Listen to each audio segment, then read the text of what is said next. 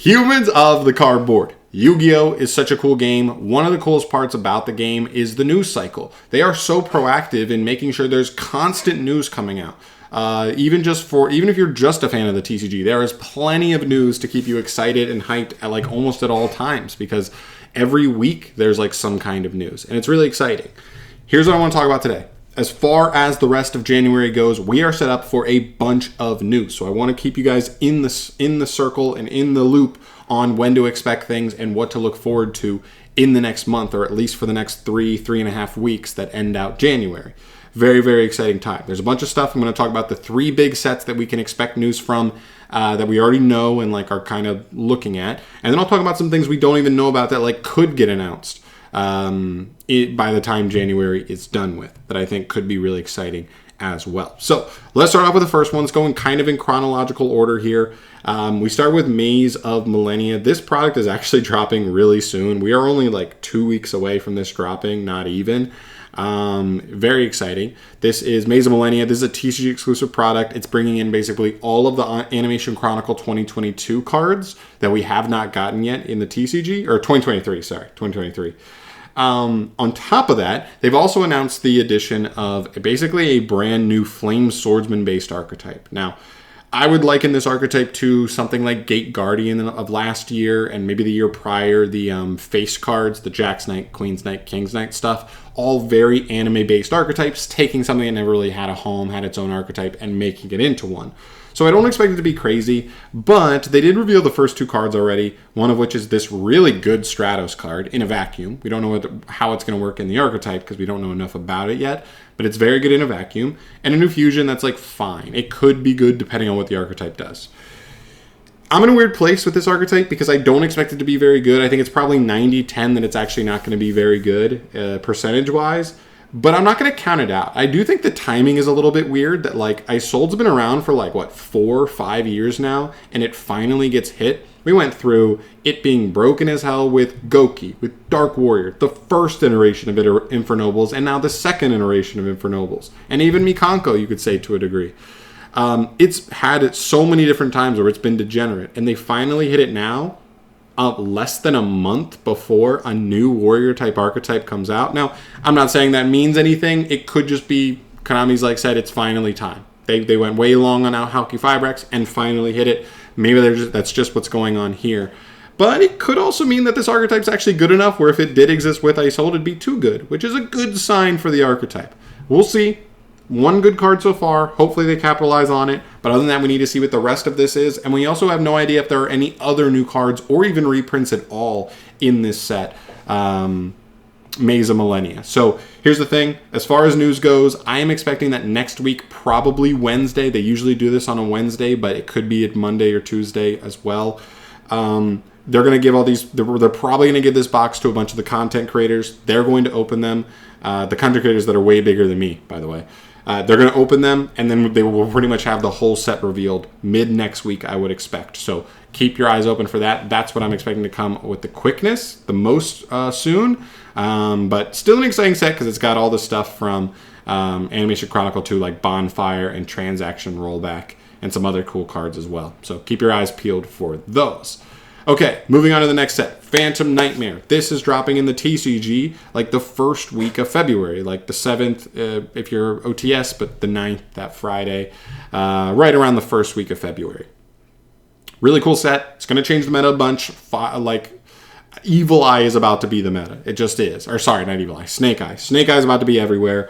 Get ready for that. There's some other cool stuff too in here, but you can check that out in your own time. As far as new stuff that we don't already know, we do not know the TCG part of this set.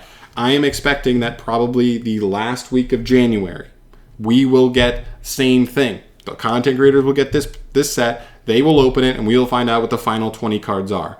Of that, the information we already have is that there is a new TCG exclusive archetype in here, and it's Pyro-based.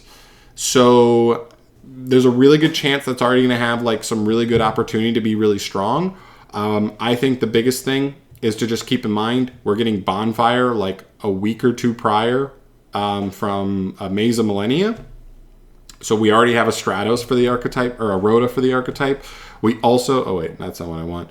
We also got a Foolish Burial for Pyro Monsters, And if for some reason the engine has any level 1 fire monsters, because it's Pyro, so I expect them to be fire-based, Sinful Spoils and Snake Eye become immediately amazing in the deck as well. We'll see what ends up being worth it and what's not in that deck, but definitely something cool to keep an eye on. And then we'll probably get some OCG imports. There'll be some other TCG exclusives in there as well, but I would hope for Sky Striker Camellia. This is a card we haven't had yet, and it's really, really good for Sky Striker. It's honestly like the best support card I've gotten in a while.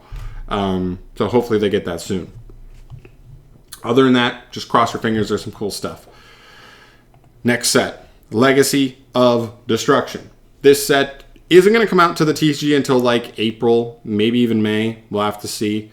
But for the OCG, we don't even have the full list revealed yet. The main 80 card list of the set. We're actually only like 39 cards in. We have like 41 cards left to be revealed, and it's coming out in the OCG in like the last week of January. So we've got like 3 weeks until this set is literally in OCG players' hands.